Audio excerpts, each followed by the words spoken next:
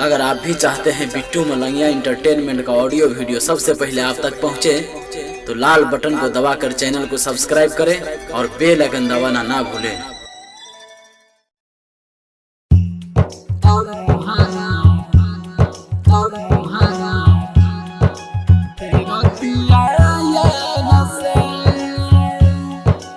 Star digital recording studio Dalsingh सराय।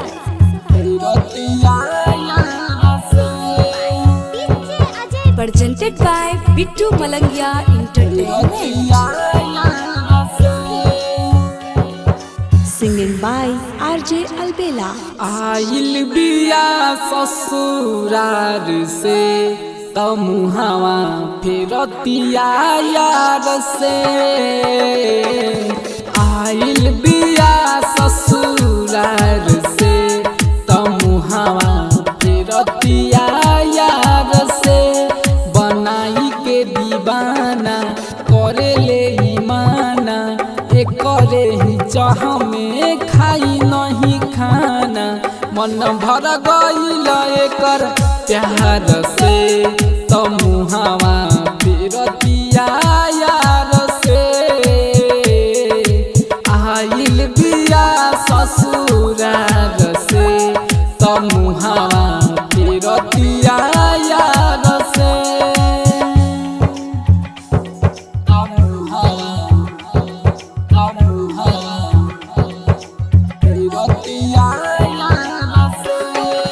Presented by Malangia Recording Studio, Hajma Chowk.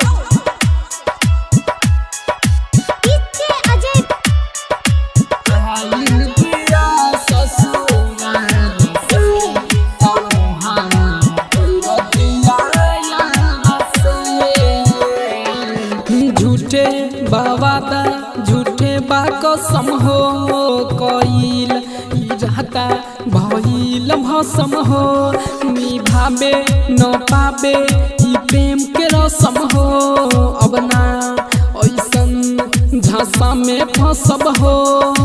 हम नहीं जाननी बाइसन इरादा, पागल बना के छोड़िए दादा। खुशबिया हमारा ई हार से तमुहावा फिरतिया यार से। आइल बिया ससुरार से तमुहावा फिरतिया यार से।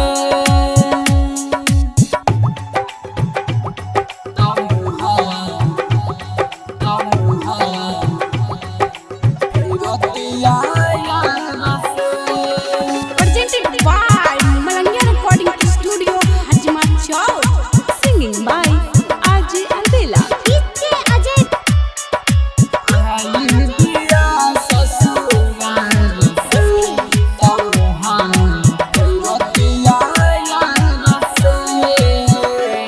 दिल में हमारा दिहलस कलेस हो, खत्म ना होई रही हरमेश हो। का कहीं तोहसे मतलब मुकेश हो। अब तो जान गईनी हम एकर भेष हो। अर्जे अलबेला संगे कैलस खेला, एकरे ही याद में अखिया रोवेला। भोइनी बाउर परिवार से तमुहावा फिरतिया यार से। आइल बिया ससुरार से तमुहावा फिरतिया यार से। Star Digital Recording Studio, Dalsing Sarai.